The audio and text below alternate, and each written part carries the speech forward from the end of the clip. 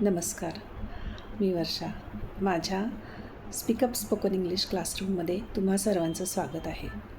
तर माझ्या मराठी भाषिक मैत्रिणींनो, इंग्लिश बोलायला शिकत असताना आपल्याला सगळ्यात जास्त वापर करायचा असतो तो डेली यूज सेंटेन्सेस किंवा डेली रुटीन्स सांगण्यासाठी आणि रोज काय आपण करतो याबद्दल जास्त बोलले जाते किंवा ज्या काही आपल्या सवयी आहेत त्या सांगण्यासाठी वर्तमान काळातला किंवा सिम्पल प्रेझेंट टेन्सचा वापर जास्तीत जास्त बोलीभाषेमध्ये होतो. पण हा वापर करत असताना नियम वगैरे सर्व आपल्याला माहिती आहेत, एस किंवा एस कुठे वापरायचे काय वगैरे, पण बोलत असताना ते नेमके लक्षात राहत नाहीत. तर ते लक्षात ठेवण्यासाठी एक छोटीशी ट्रिक मी तुम्हाला समजवायचा प्रयत्न करणार आहे.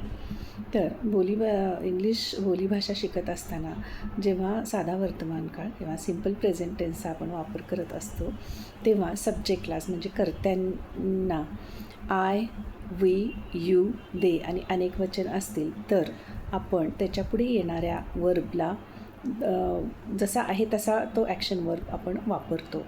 उदाहरणार्थ, I play, we play, they play, children play, we mean play, people pay tax. जे काही वर्ब आहे ते जसंच्या तसं आपण तिथे वापरतो. पण ही, शी, इटसाठी त्या वर्बच्या पुढे एस किंवा एस लावावा लागतो असा नियम आहे. She plays, he plays, she runs, he works, he drives, she swims, अशा प्रकारे. पण हे ऐनवेळेस लक्षात येत नाही. आपण बोलायच्या ओघात एस, एस किंवा डू आणि डज हे याचा विचार न करता ऑल ओव्हर सगळीकडे आपण डू वापरतो आणि डज वापरण्यासाठी थोडंसं आपण भांबावून जातो किंवा कन्फ्यूज होऊन जातो. तर हे लक्षात कसं ठेवायचं आहे की पहा, आय, वी, यू आपण अनेक वचनामध्येच कन्सिडर करतो. आय, वी, यू, दे आणि अनेक वचन. हे सगळे आता आय आणि वी काय म्हणतो आहे किंवा अनेक वचन हे सगळे आम्ही आहोत, आम्ही एकत्र आहोत, आम्ही स्ट्रॉंग आहोत आणि आम्हाला मदतनीसांची गरज नाही. मदतनीस म्हणजे कोण? एस किंवा एस यांची आम्हाला गरज नाही. We can handle the situation. We don't need any helpers. म्हणजे आम्हाला एस किंवा एसची गरज नाही. आम्ही आहे तसं वर्ब घेऊन हँडल करू शकतो. ओके, त्यामुळे तिथं आपण वर्ब्सना एस किंवा एस वापरायचं नाही, आहे तसं वापरायचं.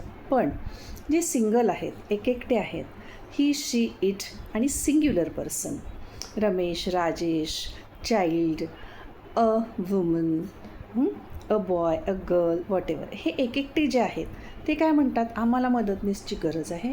We can't handle the situation so we need helpers. म्हणजेच काय? आम्हाला एस आणि एसची गरज आहे. सो असं लक्षात ठेवा की एकटे म्हणजे सिंग्युलर, ही, शी, इट हे एकटेच आहेत. जे काय एकटे आहेत त्यांना एस, एसची गरज आहे, मदतीची गरज आहे. आणि आय, वी, यू आणि दे आणि अनेक वचन अनेक असलेले ते काय म्हणतात? आम्हाला एस, एस नको, आम्हाला मदतीची गरज नाही.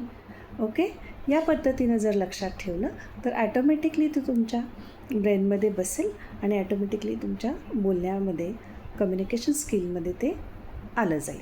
तर या पद्धतीनं असे छोटे छोटे क्लूज किंवा ट्रिक्स लक्षात ठेवा, जेणेकरून बोलायच्या वेळेस ऐन वेळेस ते तुमच्या लक्षात येतील. Okay, thank you.